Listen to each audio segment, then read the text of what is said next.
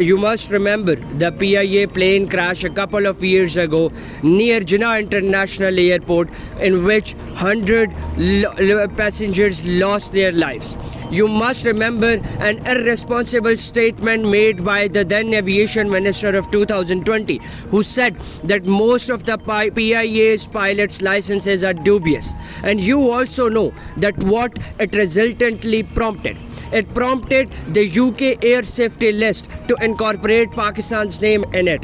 It prompted the UK authorities and the airport authorities of United Kingdom and specifically London to bar PIA from travelling through direct flights from Pakistan to UK. But now, when the necessary steps have been taken by the current government of Pakistan of 2025, where Pakistan International Airlines, the national flag carrier, has been privatized with 75% of its stakes and 25% still remaining with the government, these steps came out to bear positive outcomes and results for the national flag carrier. As after an hiatus of 6 long years, the UK and specifically London did not only allow Pakistan International Airline to fly and travel to the UK destinations directly, but also removed it from the air safety list. According to the official spokesperson of Pakistan International Airlines, the flights have been traveling directly from Islamabad and various other airports of Pakistan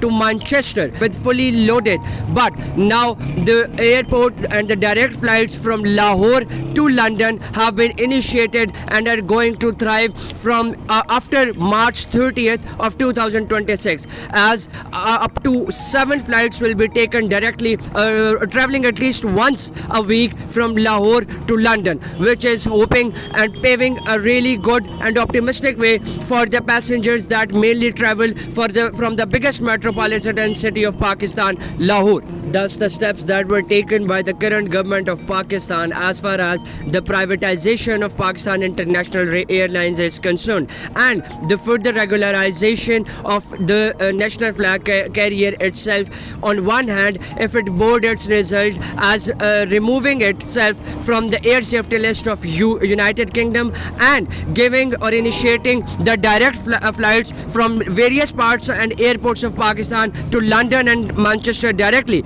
But on the other hand, it also helped reviving the already tarnished international image of Pakistan International Airlines.